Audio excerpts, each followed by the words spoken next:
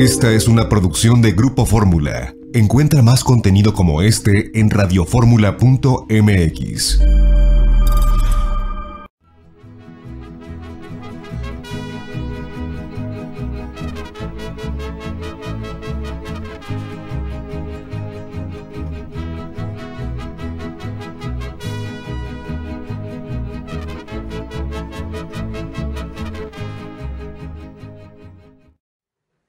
Amigas y amigos, muy buenas tardes tengan todos ustedes. Los saluda con el afecto de siempre José Manuel Villalpando, aquí en una emisión más de este subprograma, La Historia que Quiero Vivir, que estamos transmitiendo como cada sábado por la tarde, que son los sábados de historia, a través de los micrófonos y frecuencias de Radio Fórmula.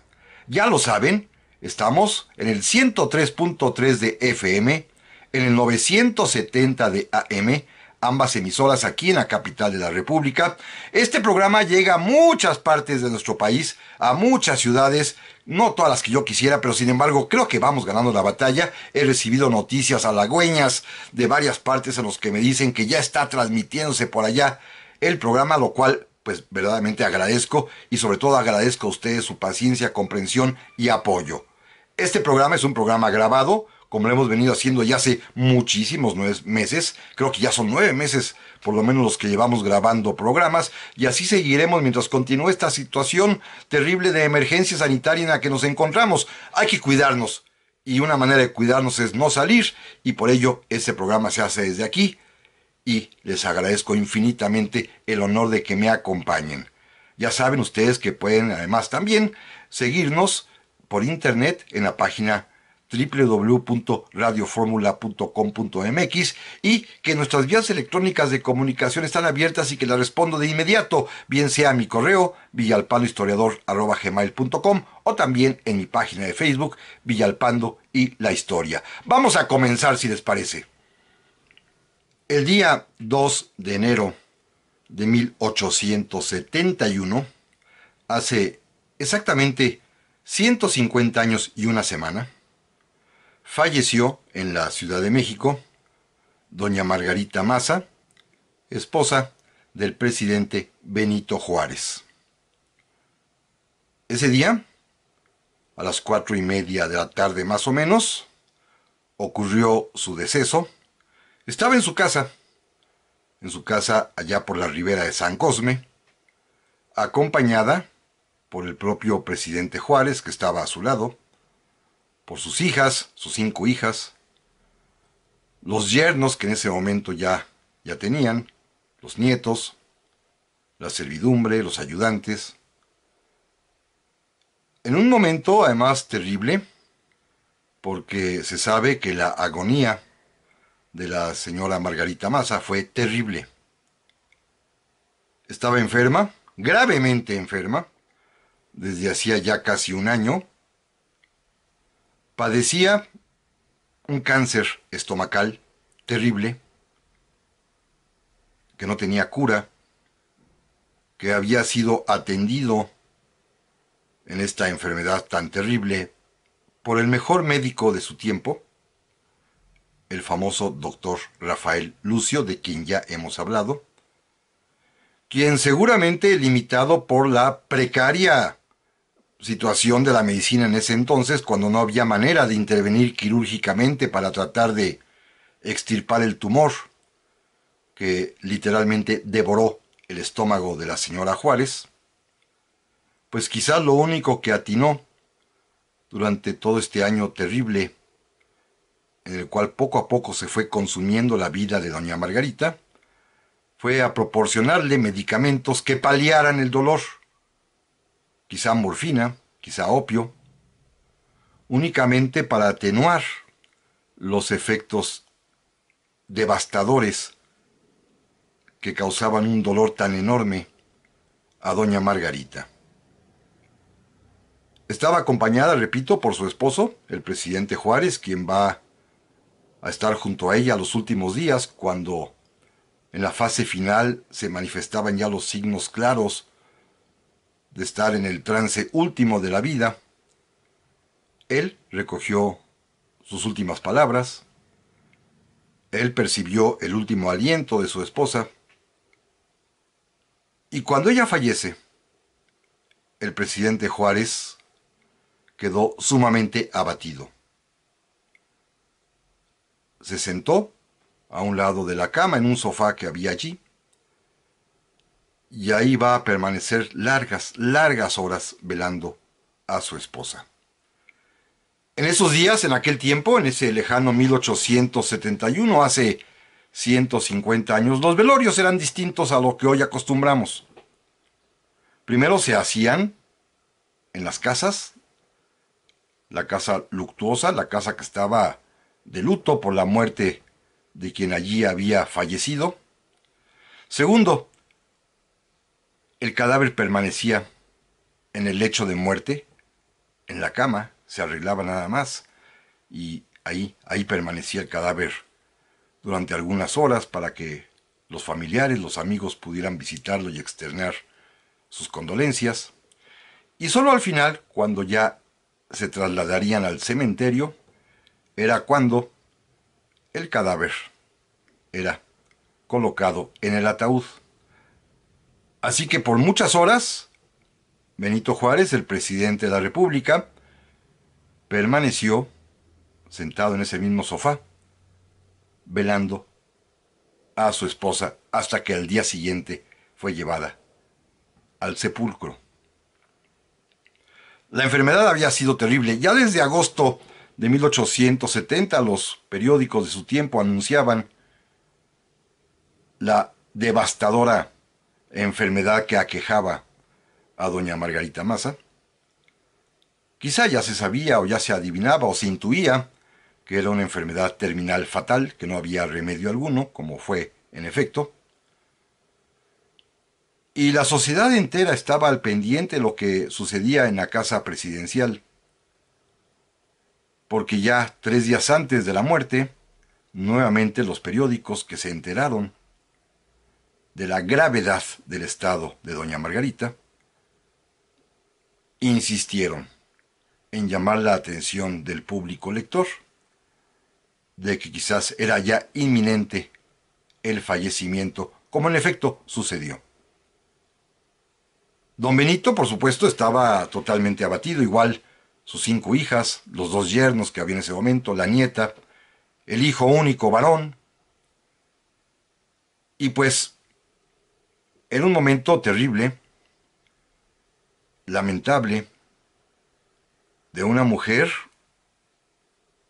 que estaba en realidad en la flor de la edad, tenía simple y sencillamente 44, 45 años de vida, muy joven, y sin embargo, pues,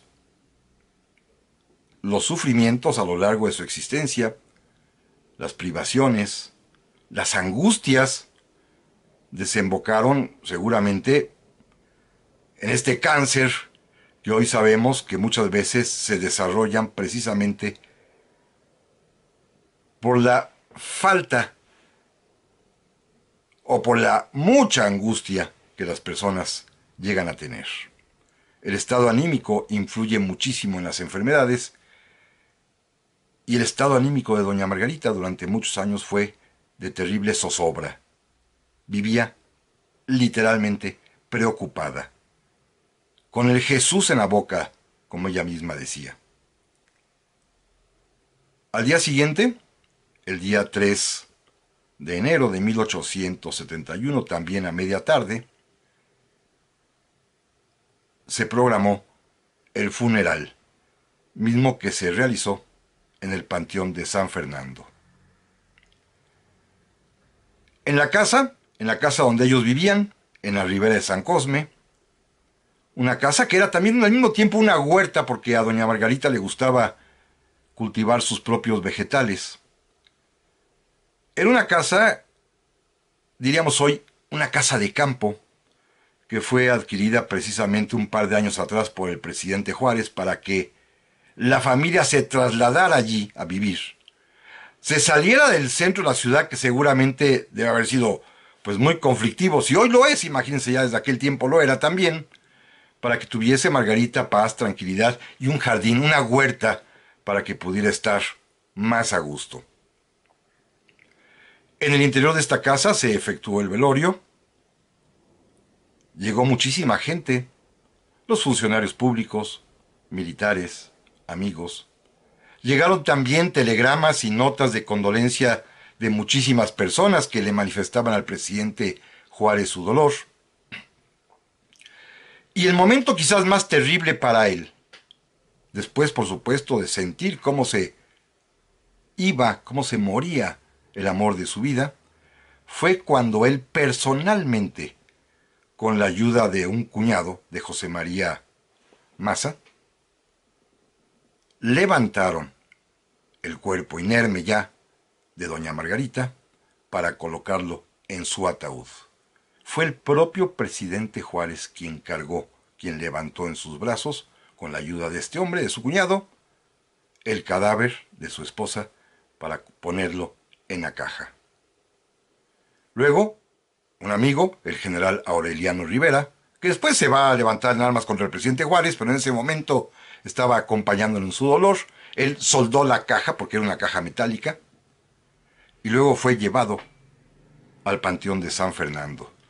La sorpresa mayúscula es que aunque no se turnaron invitaciones y no hubo un duelo oficial, acompañaron a don Benito en el sepelio más de 2,000 personas y se contó que había más de 200 coches de caballos acompañando el cortejo fúnebre. Murió doña Margarita Maza, la esposa del presidente de la República. Volvemos enseguida. Ya estamos aquí, amigas y amigos, para el segundo bloque del programa de esta ocasión, el cual estamos recordando que hace 150 años, el día 2 de enero de 1871, murió la esposa del presidente de la República, Benito Juárez, doña Margarita Maza.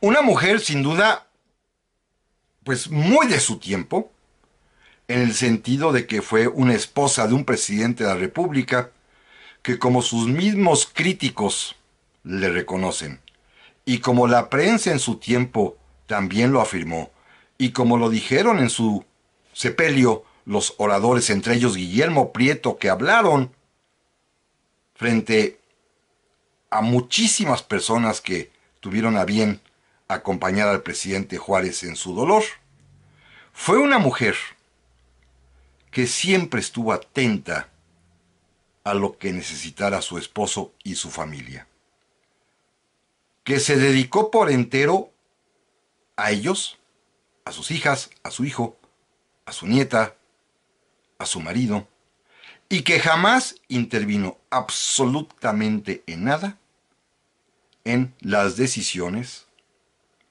en la forma de gobernar, en ningún aspecto político de la vida de su esposo. Esto quizás fue algo digno de llamar la atención en ese tiempo, porque era una mujer discreta, que únicamente cumplía con su papel de esposa de un hombre que por azares de la vida era el presidente de la República, cosa que a ella más bien le causó un inmenso dolor a lo largo de su existencia. No gozó la presidencia de la República de su esposo. No disfrutó del papel de primera dama que ni existía. Simple y sencillamente fue una mujer a la que le tocó, y lo digo con toda sinceridad, la mala suerte de que su esposo fuera presidente, porque ello le significó el sufrimiento, la angustia, el padecimiento enorme que en esos momentos vamos a platicar. Primero, algo muy importante, ¿eh? Hay una historia falsa alrededor de doña Margarita.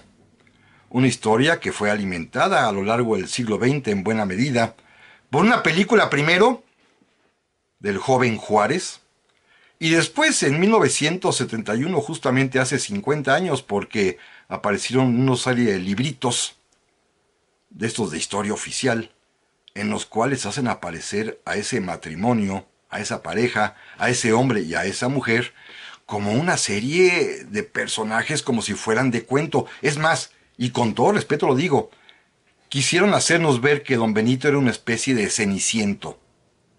En efecto, don Benito, indígena zapoteca, como todos sabemos, había llegado a la ciudad de Oaxaca después de escaparse de su natal Guelatao y había trabajado como criado, como sirviente, en una casa rica, la de don Antonio Maza, un genovés que se había trasladado a México, inmigrante, que se había asentado en Oaxaca, donde se había dedicado al comercio y donde se había enriquecido, y que tenía, pues, entre la servidumbre a la hermana mayor de don Benito, y aceptó también como parte del servicio doméstico, como mocito, al niño Benito que recién llegaba de Oaxaca. Claro, después el propio niño, con su talento, como lo hemos platicado en muchas ocasiones, pues saldrá de ahí, se irá a vivir con don Antonio de Salanueva, un hombre que lo va a inculcar, le va a inculcar, lo va a inducir por el camino del conocimiento y del estudio, y pronto dejará de ser, muy pronto, un miembro del servicio doméstico de una casa para convertirse en un estudiante, después en un abogado. Pero nos han querido ver, pues, o enseñar, que don Benito, el mozo de la casa, se enamora de la niña de la casa. Y ella, vislumbrando un futuro promisorio y una misión altísima en ese joven humilde indígena que trabaja como criado, se enamoró de él y se casaron. Esto es, por supuesto, un mito falso, absolutamente equivocado. La historia no es así. Se ocultó inclusive hace 50 años, y yo tuve la fortuna de descubrirlo, el documento esencial que demuestra esta historia, que es la fe de bautismo de Margarita Maza. Cuando uno la lee, la original por supuesto, allí se descubre totalmente la verdad. Dice que Margarita es una niña expósita, palabra que les aterró y les asustó seguramente hace 50 años y en años anteriores, porque no quisieron divulgar el secreto familiar. ¿Qué es un expósito? Un huérfano adoptado. Margarita Maza era una niña abandonada, huérfana, que fue adoptada, recogida por don Antonio Maza. Quizá, dicen algunos, puede haber sido que fuera hija natural del propio Antonio Maza. Es probable, no, quizás no sea muy lejano. Pero el caso es que no es hija legítima. Don Antonio, eso sí, es un buen hombre, indudablemente, porque recogió, aceptó, adoptó a una niña, la trató como si fuera su hija, como si fuera una más de los muchos hijos que ya tenía, le dio educación y le dio estado, y por eso no impidió que cuando ella, Margarita, cumplió 17 años de edad, resolviera casarse del hombre del que se había enamorado, de Benito Juárez. Ella tenía 17 años de edad. Estos datos es muy importante. Pero lo que también trataron de ocultarnos, no solamente la edad de ella, 17 años, sino la edad del novio, el contrayente, Benito Juárez, quien para ese momento ya tenía 37 años de edad. Es decir, había una diferencia de edades entre Benito y Margarita de 20 años. Para ese momento, Benito Juárez era un abogado ya, sí, por supuesto, pobretón, no tenía todavía mucho futuro, aún no ocupaba altos puestos públicos, seguramente era conocido. Estoy completamente seguro de que don Antonio Maza le tenía confianza, cariño y respeto porque sabía que era un joven que, habiendo sido criado en su casa muchos años antes, mucho antes de que Margarita naciera, esto es importante, no fue criado Juárez en la casa de los Maza cuando Margarita era niña, dejó de serlo aún antes de que ella naciera. Pero era un hombre seguramente recto, afamado, con prestigio, honorable, y don Antonio Maza no puso reparo alguno en que su hija adoptiva, Margarita, se casara con este hombre que le llevaba 20 años de edad. Pero hay más. Margarita, cuando se casa, y esto sí hay certeza en las crónicas, sus amigas le decían, oye, pero ¿cómo te vas a casar con Benito Juárez si es un hombre que está tan feo? Y Margarita decía, pues puede ser que sea feo, pero es muy bueno. Era un buen hombre. Y esto es lo más importante para el corazón de una mujer, estoy seguro de ello.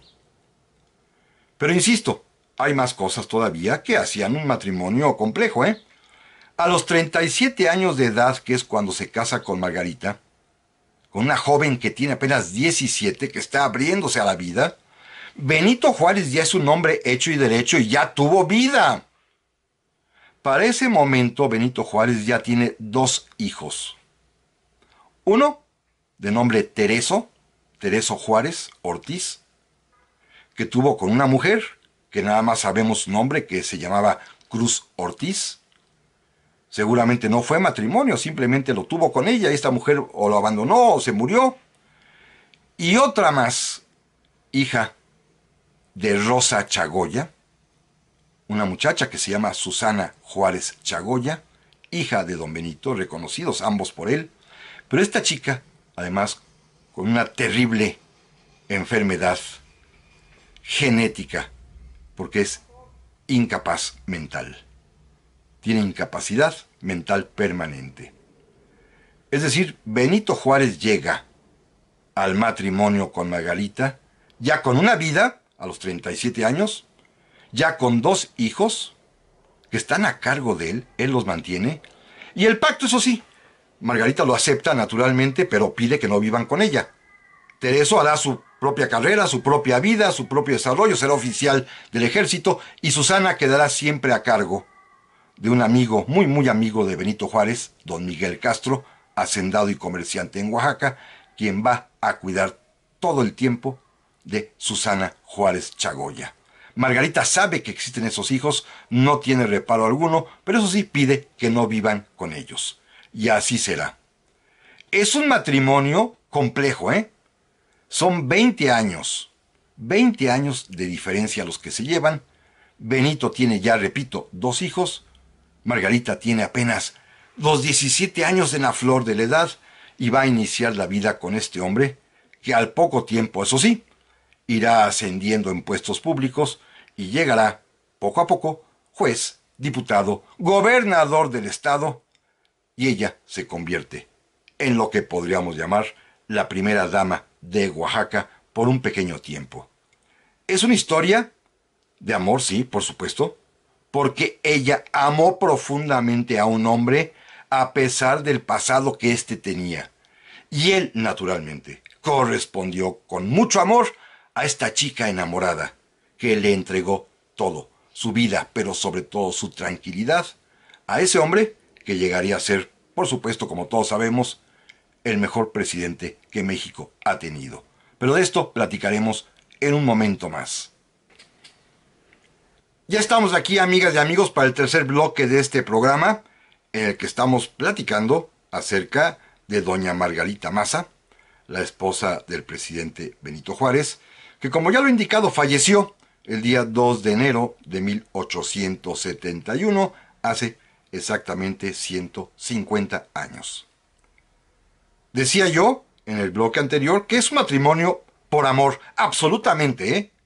No hay otra manera de explicar las profundas diferencias que había entre uno y otro contrayente. No solamente la edad, 20 años de diferencia, no solamente la posición, finalmente Margarita, aunque es una hija adoptiva, pertenece a una de las familias más pudientes de Oaxaca, mientras que don Benito es un indígena zapoteca, sí, que tiene los merecimientos de haber hecho estudios y carrera profesional y que ya es un abogado que tiene prestigio y fama, pero sin embargo, pues no tiene un porvenir económico asegurado, cosa que sí tenía doña Margarita. Además, Benito Juárez llega a este matrimonio ya con 2 hijos, Tereso y Susana, y finalmente, pues se trata de una decisión de una mujer valiente, enamorada, eso estoy seguro de ello, que encuentra en Benito Juárez al amor de su vida. Benito Juárez le va a corresponder indudablemente, ¿eh? va a tratar a su esposa lo mejor posible. Lo mejor posible, digo, en las condiciones de vida que le va a imponer, porque, claro, mientras él fue juez, diputado y gobernador del estado de Oaxaca, pues la vida fue más o menos plácidamente, transcurrió de una manera sencilla, bonita, pero los problemas vendrán después. Los problemas económicos de la familia y de distanciamiento. Naturalmente, y hago un paréntesis, todos estos años primeros de matrimonio, el matrimonio ocurre exactamente en el año de 1843, los Juárez van a tener muchos hijos, uno por año en promedio, y al menos yo tengo conocimiento de 10 de ellos. 4 van a morir, 2 niñas, casi en la flor de la edad, a los 2-3 años cada una, y 2 niños que van a morir de manera muy triste, como lo platicaremos más adelante, pero sobreviven 5 hijas y un hijo. Un hijo por año, más o menos. Los problemas van a comenzar, regreso a la narración, cuando estalla, pues, el despotismo en su máximo esplendor de Antonio López de Santana en su última presidencia.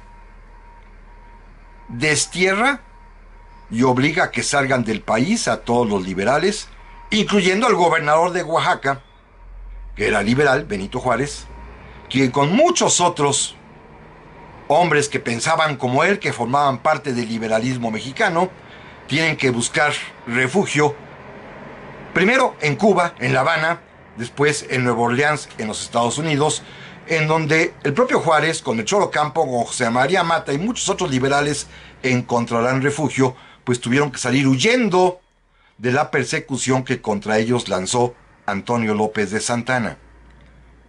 Y al destierro no se llevó a Margarita ni a los niños. Tuvieron que quedarse y sobrevivir. Margarita, y hay que insistir en ello, es hija adoptiva de Antonio Maza, así que cuando este hombre muere, eso sí, en su testamento no le dejó nada a Margarita. Fue una hija adoptiva, la cual quiso mucho, pero a la hora de la muerte no le dio el mismo trato que a sus hijos legítimos. Así que Margarita, que carecía de bienes de fortuna, y Benito, que tampoco los tenía, se vio obligada a trabajar. Y trabajó de una manera decorosa y honrada. En la población de Etla, allá en Oaxaca, estableció un estanquillo, una tiendita, hoy diríamos tienda de conveniencia, en la que vendían lo mismo maíz que frijol, que hilos, que velas, en fin, la tienda de productos básicos para el consumo, que fue establecida en Etla con la ayuda del amigo de don Benito, Miguel Castro, el que se hacía cargo de su hija Susana, que tenía incapacidad mental. Y doña Margarita pues se dedica a trabajar para sostener a la familia. Ya para entonces tienen 4 o 5 chiquillos. Y Benito está en el exilio. Esta será la primera gran prueba que tenga que superar Margarita Maza. Tener que sacar, pese a las dificultades, adelante a su familia. Mientras el esposo perseguido tiene que huir y refugiarse en otro país, ella tiene que quedarse, ser el sostén de sus hijas e hijo, trabajar, dedicarse al pequeño comercio y esperar a que los vientos cambiaran a favor del liberalismo y Benito Juárez regresara.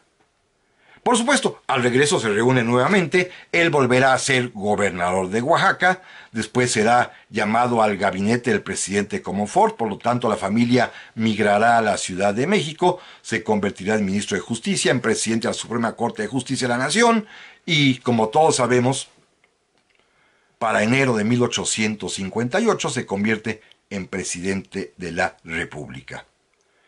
Pero no hay tiempo de que Margarita se sienta primera dama, porque es un presidente de la República que inmediatamente tiene que salir huyendo de la capital porque los conservadores están amenazando, y por supuesto se lleva, esta vez sí se llevó, a la familia.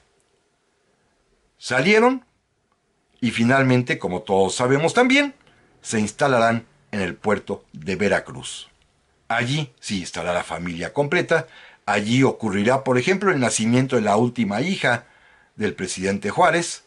Ahí mismo el propio presidente la llevará al registro civil para que la primera acta con el cual se inaugura este servicio público sea precisamente la de su hija, y también allí va a llevar a su hija mayor, Manuela, a contraer matrimonio por lo civil con Pedro Santacilia, su primer yerno.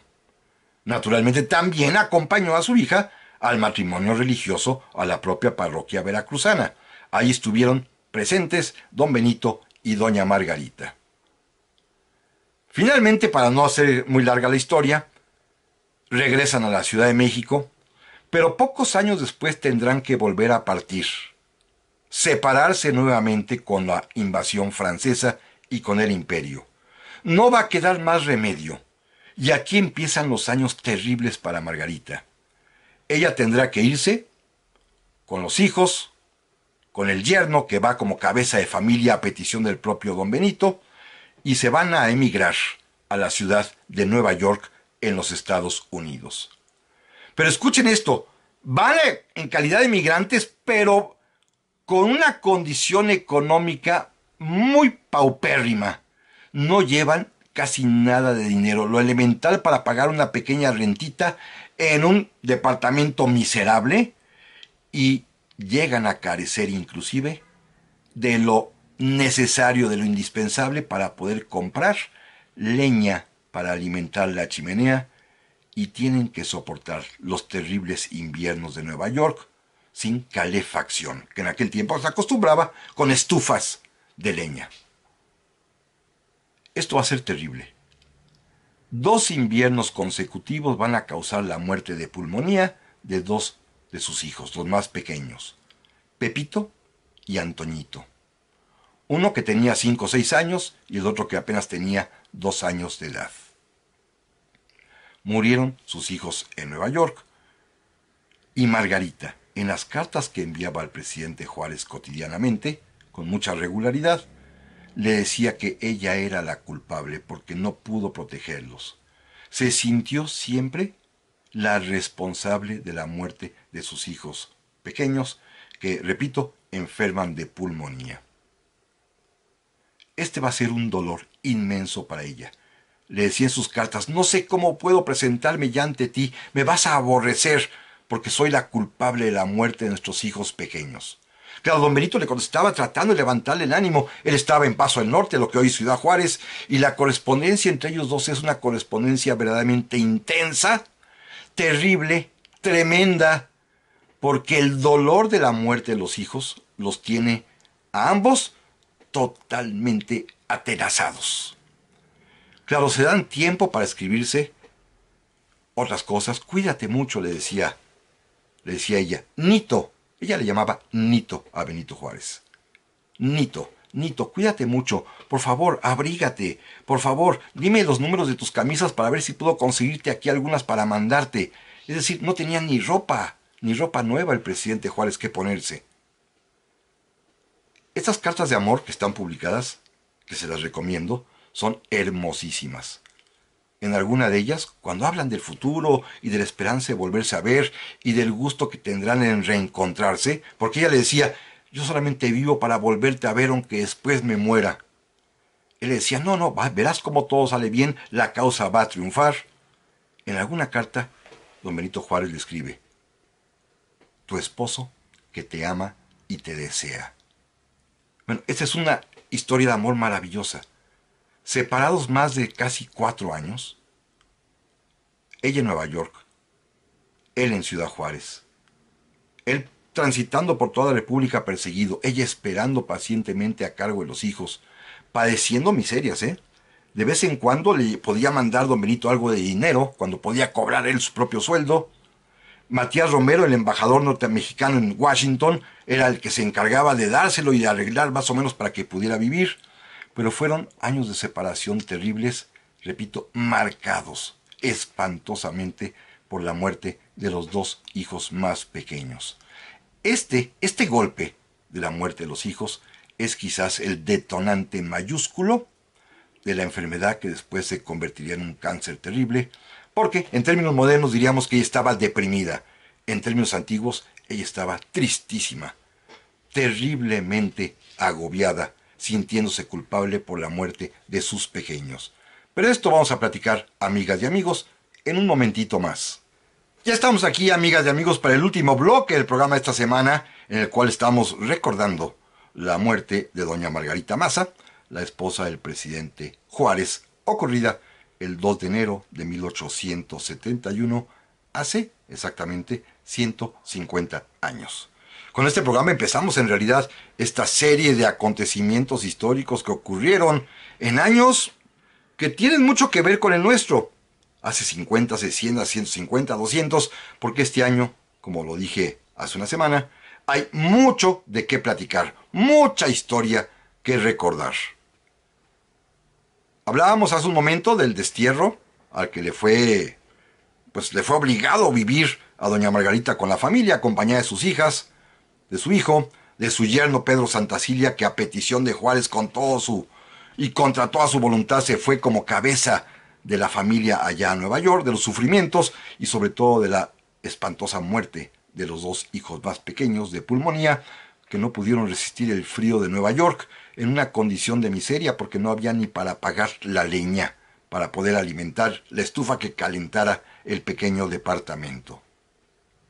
Esto fue espantoso. La correspondencia entre ambos, que les repito, está disponible hasta en internet, la encuentran. La correspondencia entre Juárez y su esposa es enternecedora, al mismo tiempo dramática, dolorosa, pero también tiene momentos gozosos, como eso de que Juárez le decía: tu esposo que te ama y te desea. Platicaban también de otras cosas, por ejemplo, cuando don Benito en 1865 decide prorrogar el mandato presidencial y permanecer él como titular del Poder Ejecutivo, Margarita, que lo conoce muy bien, escribe: ay, Nito, ya me imaginaba yo que te ibas a quedar en la presidencia. Yo no me tragué eso de que nada más un poquito y después me retiro. Por supuesto que no. Margarita lo conocía muy muy bien, como también sabía el daño que podía causar la prensa maligna con tendencia desde aquel tiempo, porque acudió a la ciudad de Washington a una recepción oficial que le ofreció el presidente de los Estados Unidos, Andrew Johnson, que quería conocerla para manifestar el apoyo del gobierno norteamericano a la causa del presidente Juárez, y Margarita pues acudió a la Casa Blanca en Washington a conocer al presidente Johnson, y se vistió con un vestido sencillo y unos pequeños aretes de perlas que tenía, pero en los periódicos apareció la noticia que iba vestida con un traje de fina costura y con joyas. Y ella se apresuró a escribirle a Benito Juárez: oye, Nito, esto que dicen es falso.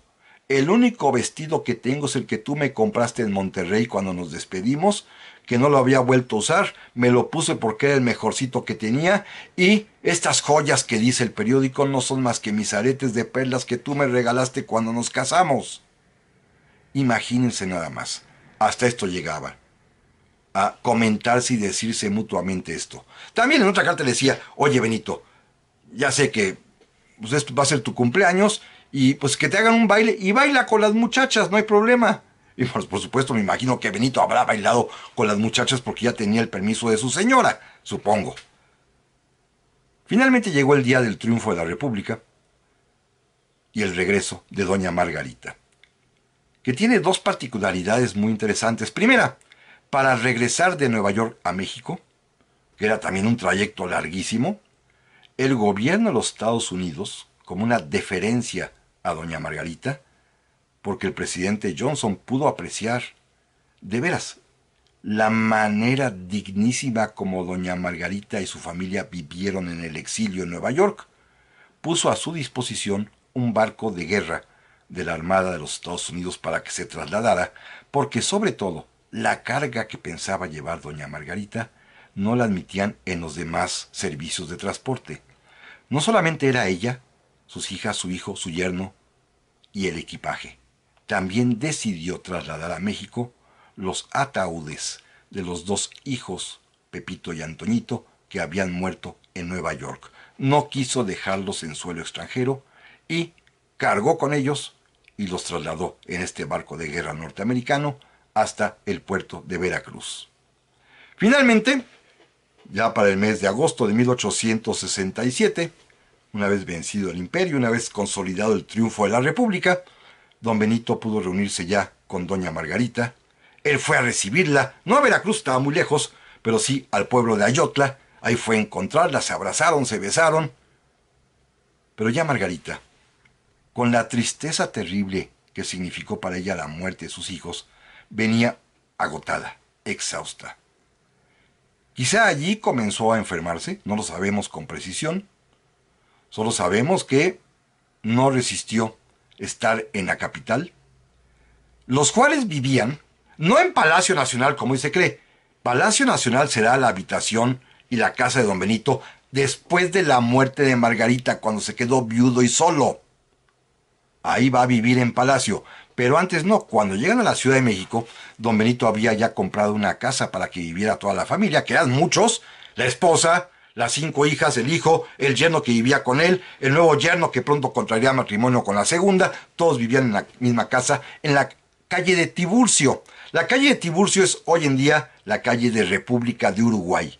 Allí compró una casa don Benito, ahí llegaron a vivir todos, y seguramente el tráfico, la incomodidad, lo que ustedes gusten, hacía que la casa fuera muy incómoda para doña Margarita, que estaba quizás harta de vivir entre 4 paredes, y prefirieron trasladarse y mudarse, quizá también por su propio estado de salud, a esta huerta en la ribera de San Cosme, hoy en la calle de Serapio Rendón, allí en la colonia San Rafael, en donde inclusive ustedes pueden pasar por ahí, se encuentra una escuela que se llama precisamente Margarita Maza de Juárez.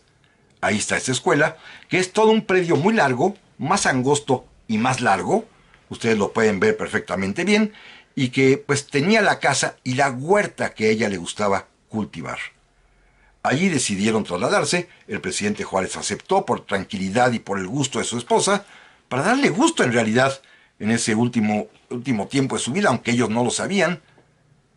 Y resulta ser que pues el presidente salía todos los días a trabajar, se iba muy temprano, en carretera hasta Palacio Nacional, de San Cosme a Palacio Nacional, regresaba por la tarde y les daba tiempo, en las tardes, de salir a pasear juntos. La gente los veía sobre todo paseando a lo largo de la ribera de San Cosme, llegar hasta lo que hoy es Bucareli y recorrer todo el paseo de Bucareli, regresar y regresar a la casa, siempre en el coche, ¿eh? Ya hemos platicado en otras ocasiones que a don Benito no le gustaba caminar, le gustaba andar en coche, por eso también engordó tanto después. Pero paseaban juntos. Esto lo hicieron hasta que ella comenzó a enfermarse ya más gravemente. Hoy tenemos noticia además también, primero porque existen en los archivos del presidente Juárez las cuentas que le envió el doctor Rafael Lucio, quien aseguró, y Juárez lo pagó además, que durante el año de 1870 y hasta el día de la muerte, que fue la última visita médica que le hizo, había, fíjense bien, ido a ver a doña Margarita 478 ocasiones. En todo un año, 478 visitas. Antes la gente no iba a los consultorios, eran los médicos los que iban a casa. 478 visitas significa que hubo días en que fue más de 2 veces al día a visitar a la señora Juárez y le mandó la cuenta. Son 2 pesos por visita, así que esto ascendía casi a la cantidad de 1,000 pesos que don Benito mandó pagar inmediatamente que hubo muerto doña Margarita. Así se estilaba en aquellos tiempos. En esta casa de San Cosme es donde va a morir. Se sabe, no está confirmado, pero se sabe que ella, que era muy católica, fíjense qué interesante, don Benito era liberal, anticlerical, pero seguía siendo creyente. Pero no se opuso a que doña Margarita practicara la religión católica. Esta casa está muy cerca, a unas cuantas cuadras, de la parroquia de San Cosme, y se sabe que el sacerdote a cargo, el cura párroco de San Cosme, es el que el propio día 2 de enero de 1871 en la mañana, cuando ya seguramente el estado de Margarita era gravísimo, le administró la extrema unción. Esto lo sabemos hoy en día, lo cual pues no es impedimento, porque el ser liberal y masón don Benito no significa que le impusiera sus creencias a su esposa doña Margarita. Al contrario, yo creo que se trataba de otorgarle la mayor tranquilidad para que pudiera morir en paz, como era ya inminente. Esta es la historia de una mujer que nos han querido vender durante mucho tiempo. Hoy creo que ya pasó eso porque ya se sabe, se logró difundir que era una niña adoptada. Pero la historia de una mujer que nos quisieron vender como una especie de mujer que tenía una visión superior al elegir al hombre, que estaba llamado a la misión enorme de liberar a una patria y de conducirla, cuando se trata en realidad de una mujer, de una gran mujer, de una buena mujer, de una enorme mujer mexicana, que como muchas han asumido su papel de ser fortaleza de sus esposos, de ser simiente de su familia, de ser la responsable del hogar. Miren, la relación entre ellos era tan buena que se sabe por los chismes de la servidumbre que todos los días allá en San Cosme, por ejemplo, cuando don Benito trataba de ponerse la corbata que no se la podía hacer, le decía, Margarita, ayúdame. Y Margarita le decía, ay, Nito, pero qué inútil eres. Ella todos los días le hacía la corbata y le aplacaba el mechón de pelo que lo tenía siempre aquí con un gallo parado. Ella era la que lo peinaba con algo de vaselina. Era un matrimonio normal, sencillo, de hombre y mujer mexicanos que se amaron tiernamente. Ella murió, repito, hace 150 años y quise iniciar este año de conmemoraciones con esta, que seguramente pasará desapercibida, pero para mí encierra una lección mayúscula. No importa la posición política, lo que importa verdaderamente es el amor entre un hombre y una mujer, y en este caso, una pareja excepcional. Muchas gracias y primero Dios, aquí nos escuchamos la próxima semana. Hasta pronto.